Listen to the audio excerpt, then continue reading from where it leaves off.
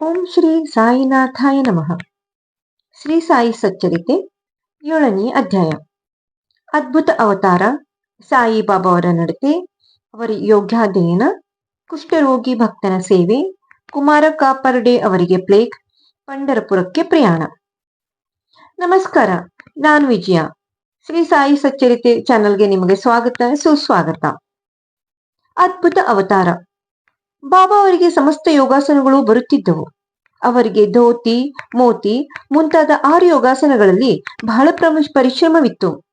3 ಅಂಗಲ ಅಗಲ 22 1.5 ಅಡಿ ಉದ್ದದ ಬಟ್ಟೆಯಿಂದ ಉದರವನ್ನು ಶುದ್ಧಿ ಮಾಡುವುದಕ್ಕೆ ಧೋತಿ ಎಂದು ಕರೆಯುತ್ತಾರೆ. ಖಂಡ ಯೋಗದಲ್ಲಿಯೂ ಅವರು ಪ್ರವೀಣರಾಗಿದ್ದರು. ಅಂದರೆ ಕೈ ಕಾಲುಗಳನ್ನು ಬೇರ್ಪಡಿಸಿ ಪುನಃ ಸೇರಿಸಿಕೊಳ್ಳುವ ಯೋಗ ಸಾಧನೆಗೆ ಖಂಡಯೋಗವೆಂದು ಕರೆಯುತ್ತಾರೆ. ಬಾಬಾ ಅವರನ್ನು ನಾವು ಹಿಂದೂ ಎಂದು ಭಾವಿಸುವುದಾದರೆ ಯವನರಂತೆ ಕಾಣುತ್ತಿದ್ದರು. ಅವರು ಹಿಂದುವು ಅಥವಾ ಮಹಮ್ಮದಿಯರು ಎಂಬುದು ಯಾರಿಗೂ ಸರಿಯಾಗಿ ತಿಳಿದಿರಲಿಲ್ಲ. ಹಿಂದೂಗಳ ಹಬ್ಬವಾದ ಶ್ರೀರಾಮನವಮಿಯನ್ನು ಹೇಗೆ ಆಚರಿಸಲು ಒಪ್ಪಿದರೋ ಅದೇ ರೀತಿ ಮಹಮ್ಮದಿಯರ ಚಂದನದ ಮೆರವಣಿಗೆಯನ್ನು ಸಹ ಒಪ್ಪಿಗೆ ನೀಡಿದರು. ಮಲ್ಲ ಯುದ್ಧವನ್ನು ಪ್ರೋತ್ಸಾಹಿಸಿ ಬಹುಮಾನ ನೀಡುತ್ತಿದ್ದರು. ಗೋಕುಲಾಷ್ಟಮಿಯ ದಿನ ಗೋಪಾಲಕಲಾ ಸಮಾರಂಭವನ್ನು ನಡೆಸಲೊಪ್ಪಿದ್ದರು ಮತ್ತು ಈದ್ ಮೊದಲಾದ ಹಬ್ಬಗಳಲ್ಲಿ ಮಹಮ್ಮದಿಯರು ತಮ್ಮ ಮಸೀದಿಯಲ್ಲೂ ನಮಾಜು ಮಾಡಲು ಒಪ್ಪಿದ್ದರು. ಮೊಹರಂ ಸಮಾರಂಭದಲ್ಲಿ ಮಹಮ್ಮದಿಯರು ಮಸೀದಿಯಲ್ಲಿ ತಾಜಾ ಕಟ್ಟಲು ಸಲಹೆ ಕೇಳಿದ್ದಕ್ಕೆ ಅದಕ್ಕೂ ಸಮ್ಮತಿ ಇತ್ತಿದ್ದರು. ನಾವು ಅವರನ್ನು ಮಹಮ್ಮದಿಯರೆಂದು ಕರೆಯುವುದಾದರೆ ಅವರು ಕಿವಿಗಳನ್ನು ಚುಚ್ಚಿಸಿಕೊಂಡಿದ್ದರು. ಹಿಂದೂಗಳನ್ನು ಕರೆಯುವುದಾದರೆ ಅವರು ಯಾವಾಗಲೂ ಮಸೀದಿಯಲ್ಲಿ ವಾಸವಾಗಿದ್ದರು. ಮಹಮ್ಮದೀಯರೆನ್ನುವರಾದರೆ ಮಹಮ್ಮದೀಯರ ಸಂಪ್ರದಾಯಕ್ಕೆ ವಿರುದ್ಧವಾಗಿ ಯಾವಾಗಲೂ ಪವಿತ್ರ ಧ್ವನಿಯಲ್ಲಿ ಅಗ್ನಿ ಉರಿಸುತ್ತಿದ್ದರು. ಶಂಖ ಊದುವುದು, ಗಂಟೆ ಬಾರಿಸುವುದು, ಭಜನೆ ಮಾಡುವುದು, ಅಗ್ನಿಕುಂಡದಲ್ಲಿ ಹೋಮ, ಅನ್ನ ಅರ್ಘ್ಯ ಬಿಡುವುದು ಇದೇ ಮೊದಲಾದ ಆಚರಣೆಗಳು ಅವರಲ್ಲಿದ್ದವು. ಮಹಮ್ಮದೀಯರನ್ನುವುದಾದರೆ ಅನೇಕ ಬ್ರಾಹ್ಮಣರು, ಅಗ್ನಿಹೋತ್ರಿಗಳು ತಮ್ಮ ಆಚಾರವನ್ನು ಬದಿಗಿಟ್ಟು ಅವರ ಪಾದಸೇವೆ ಮಾಡುತ್ತಿದ್ದರು.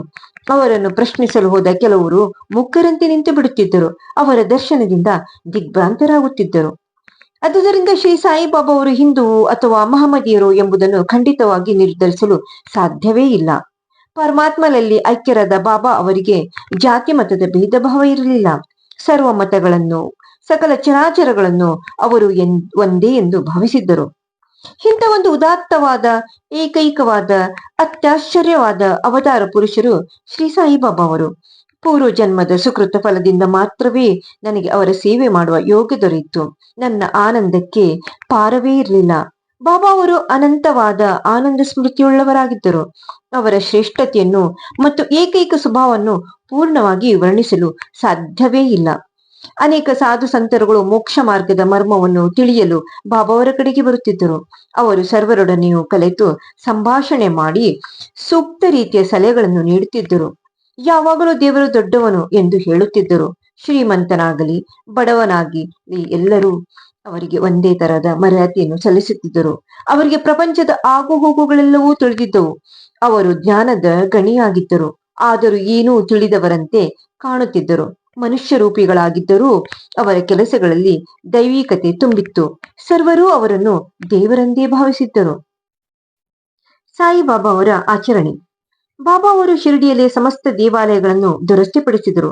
ತಾತ್ಯಾ ಪಾಟೀಲರ ಮೂಲಕ ಶನಿ, ಗಣಪತಿ, ಶಂಕರ ಪಾರ್ವತಿ, ಗ್ರಾಮ ದೇವತೆ, ಮಾರುತಿ ಮುಂತಾದ ದೇವಾಲಯಗಳನ್ನು ದುರಸ್ತಿಪಡಿಸಿದರು. ಅಂತೆ ಅವರು ಧರ್ಮಿಷ್ಠರಾಗಿಯೂ ಮತ್ತು ದಾನಶೀಲರಾಗಿಯೂ ಇದ್ದರು.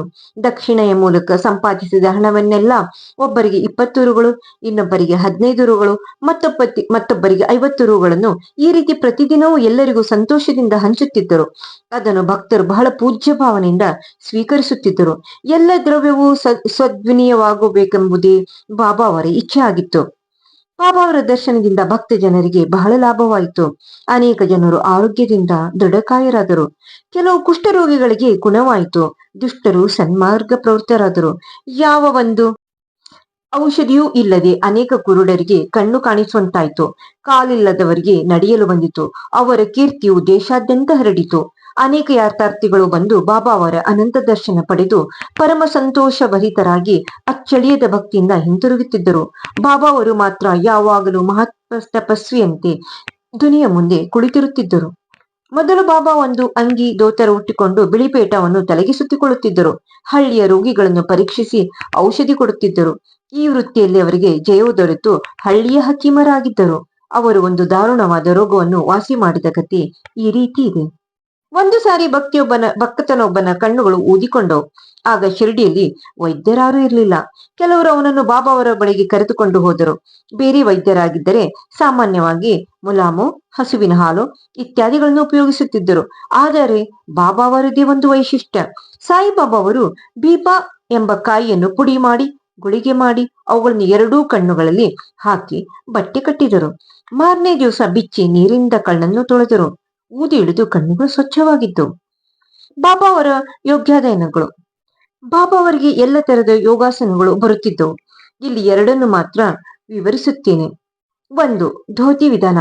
ಬಾಬಾ ಅವರು ಮಸೀದಿಯಿಂದ ಸ್ವಲ್ಪ ಹತ್ತಿರದಲ್ಲೇ ಇದ್ದ ಅಶ್ವತ್ಥ ಮರದ ಬಳಿಯ ಬಾವಿಗೆ ಹೋಗಿ ಸ್ನಾನ ಮೊದಲಾದವುಗಳನ್ನು ತೀರಿಸಿಕೊಂಡು ಬರುತ್ತಿದ್ದರು. ಕೆಲವು ಸಾರಿ ಅವರು ಕರಳುಗಳನ್ನು ಹೊರಗೆ ತೆಗೆದು ಶುದ್ಧ ಮಾಡಿ ಬಿಸಿಲಿನಲ್ಲಿ ಒಣಗಲೋಸ್ಕರ ಇಡುತ್ತಿದ್ದರು. ಇದನ್ನು ಅನೇಕ ಶಿರ್ಡಿ ನಿವಾಸಿಗಳು ಕಣ್ಣಾರೆ ಕಂಡಿರುವರೆಂದು ಹೇಳಿರುತ್ತಾರೆ. ಸಾಮಾನ್ಯವಾಗಿ ಧೋತಿ ಎಂದರೆ 3 ಅಂಗುಲ ಅಗಲ 22.5 ಅಂಗುಲ ಉದ್ದವಾದ ಬಟ್ಟೆಯನ್ನು ಒದ್ದೆ ಮಾಡಿ ಗಂಟಲಿನ ಮೂಲಕ ಉದರಕ್ಕೆ ತುರುಕಿ ಸುಮಾರು ಅರ್ಧ ಗಂಟೆವರೆಗೆ ಅದನ್ನು ಅಲ್ಲಲೇಸಿದ ನಂತರ ಹೊರಕ್ಕೆ ತೆಗೆದು ಒಣಗಿ ಹಾಕುವುದು. ಆದರೆ ಬಾಬಾ ಅವರ ಧೋತಿಯು ವಿಚಿತ್ರವಾಗಿದ್ದಿತ್ತು. 2, ಖಂಡ ವಿಧಾನ. ಈ ಯೋಗ ಸಾಧನೆಯಲ್ಲಿ ಬಾಬಾ ಅವರು ಕೈಕಾಲುಗಳನ್ನು ದೇಹದಿಂದ ಬೇರ್ಪಡಿಸಿ ಬೇರೆ ಬೇರೆ ಕಡೆಗೆ ಇಡುತ್ತಿದ್ದರು.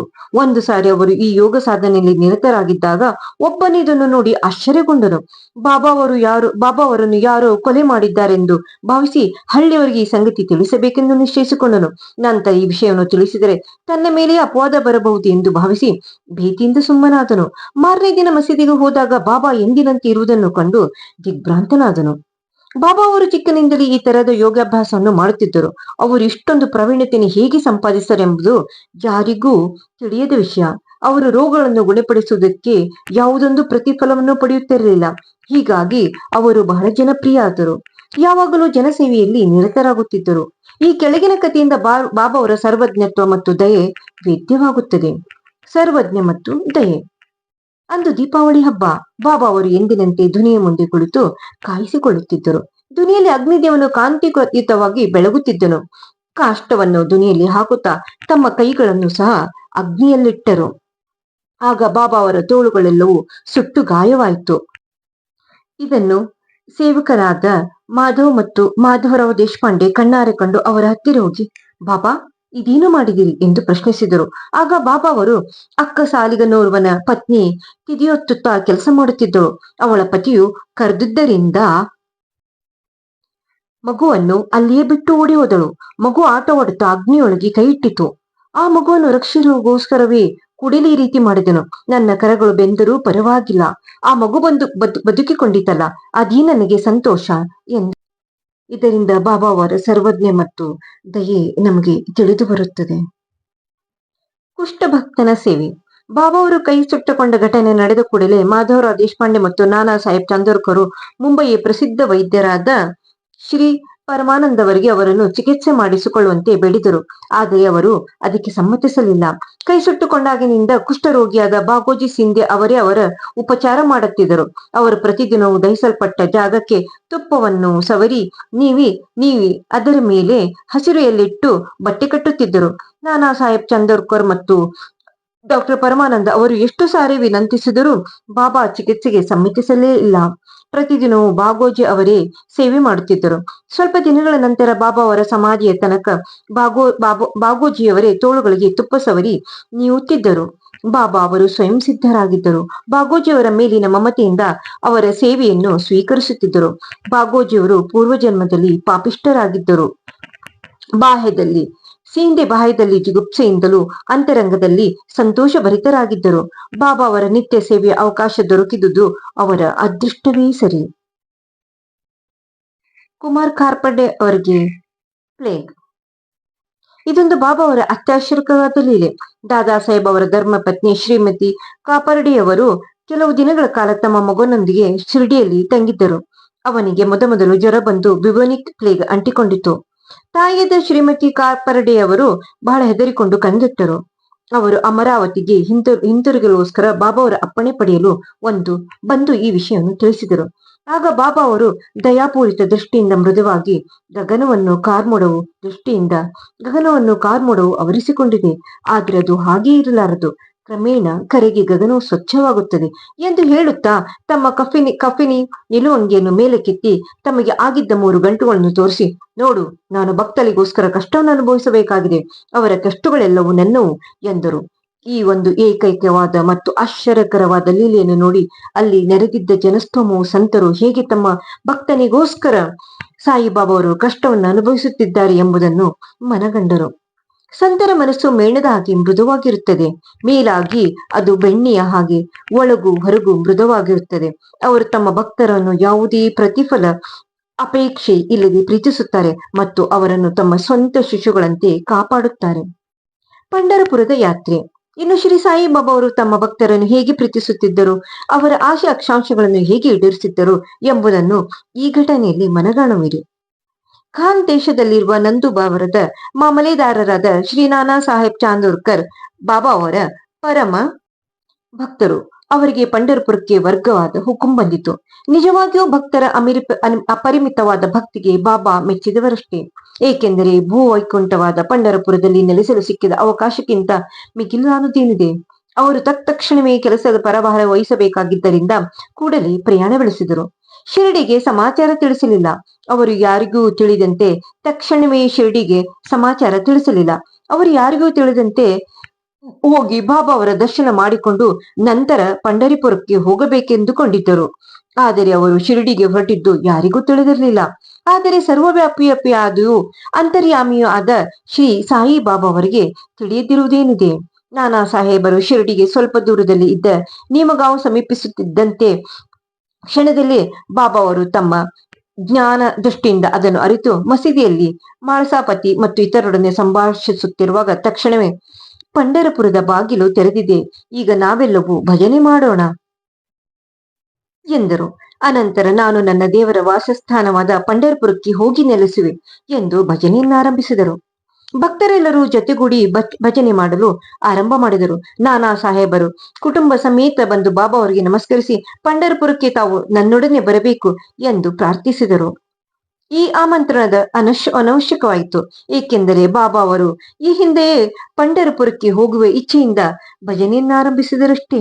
ಇದನ್ನು ಕೇಳಿದ ನಾನಾ ಸಾಹೇಬ್ ಅವರ ಮನಸ್ಸು ಕರಗಿ ಅವರು ಬಾಬಾ ಅವರ ಪಾದಗಳಿಗೆದರು. ಅನಂತರ ಅವರ ಆಶೀರ್ವಾದ ಉದಿ ತೆಗೆದುಕೊಂಡು ಪಂಢರಪುರಕ್ಕೆ ಪ್ರಯಾಣ ಬೆಳೆಸಿದರು. ಓಂ ಶ್ರೀ ಸಾಯಿರಾಮ್. ಇವಾಗ 7ನೇ ಅಧ್ಯಾಯ ಮುಕ್ತಾಯವಾಯಿತು. ಇನ್ನು ಮುಂದೆ 8ನೇ ಅಧ್ಯಾಯವನ್ನು ಪ್ರಾರಂಭಿಸೋಣ. ನನ್ನ ಈ ಚಾನಲ್ ಅನ್ನು ಸಬ್ಸ್ಕ್ರೈಬ್ ಮಾಡಿ, ಶೇರ್ ಮಾಡಿ, ಲೈಕ್ ಮಾಡಿ. ಓಂ ಶ್ರೀ ಸಾಯಿ ಪ್ರಣಾಮ್. ಓಂ ಶ್ರೀ ಸಾಯಿನಾಥಾಯ ನಮಃ.